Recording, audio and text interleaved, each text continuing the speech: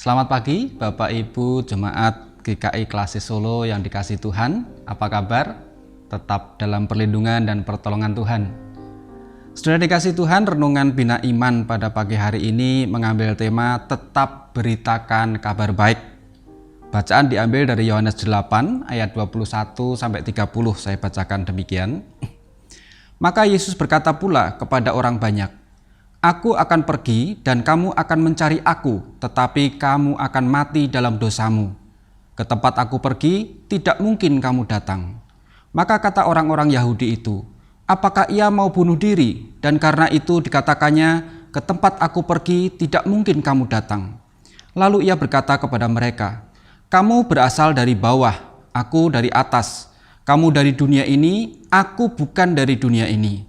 Karena itu tadi aku berkata kepadamu bahwa kamu akan mati dalam dosamu.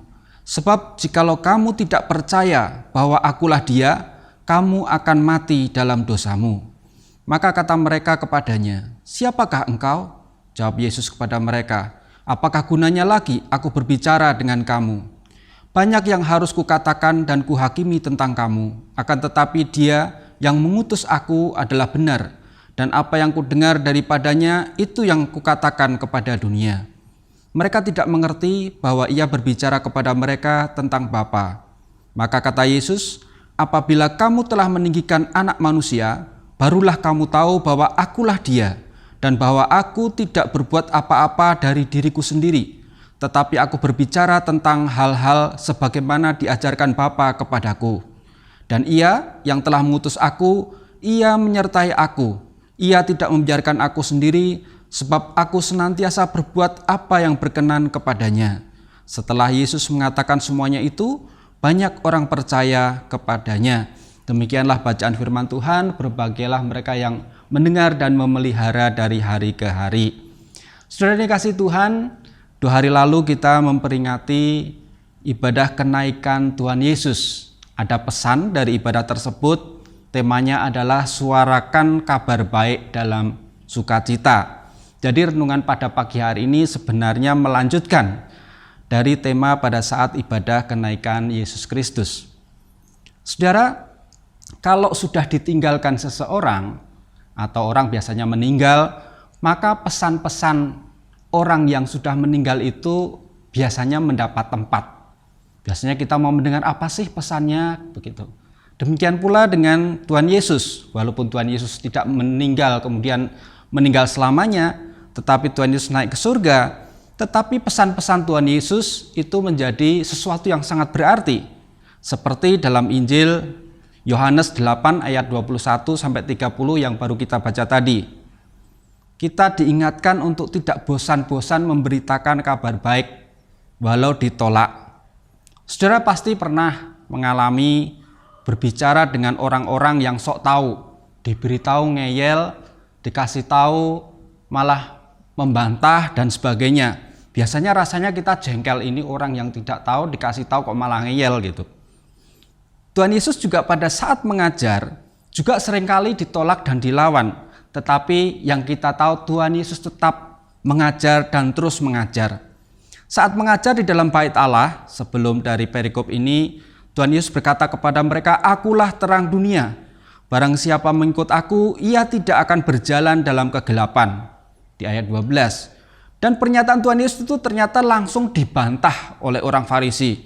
"Engkau bersaksi tentang dirimu sendiri. Kesaksianmu itu tidak benar." Ini menunjukkan bahwa dari awal orang-orang Farisi ini sudah menolak Tuhan Yesus.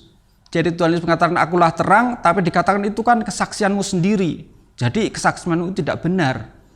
Di sini Tuhan Yesus sudah berusaha menjelaskan bahwa kesaksiannya itu benar. Karena Yesus tahu dari mana ia datang dan kemana dia pergi.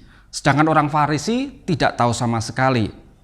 Nah kemudian dalam perikop yang baru kita baca, Tuhan Yesus juga mengatakan kepada orang banyak, "Aku akan pergi dan kamu akan mencari aku, tetapi kamu akan mati dalam dosamu.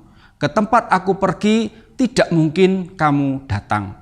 Saudara, ayat ini sebenarnya ingin mengatakan bahwa Tuhan Yesus akan naik ke surga.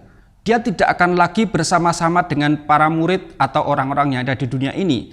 karena dia adalah Mesias. Sehingga dikatakan, aku akan pergi dan kamu mencari aku tetapi kamu akan mati dalam dosamu. Karena mereka menolak Yesus sebagai Mesias.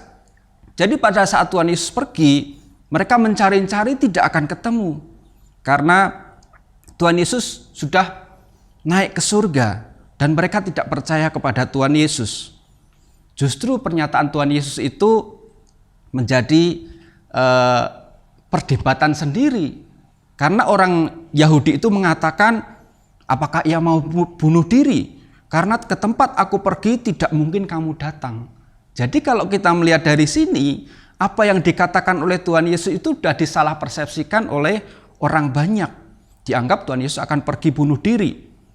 Dan saat itu Tuhan Yesus sebenarnya memberitahu akan kepergiannya ke surga.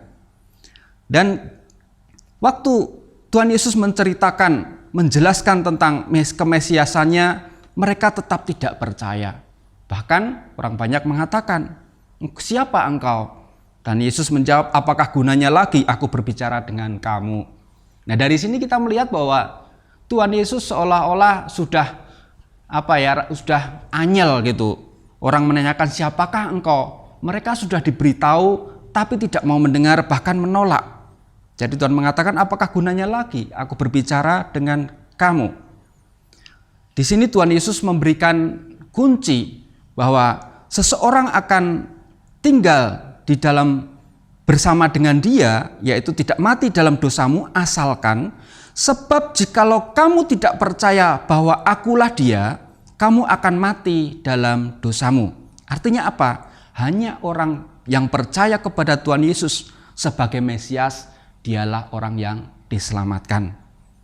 Walaupun demikian, Tuhan Yesus tidak pernah berhenti untuk memberitakan kabar baik.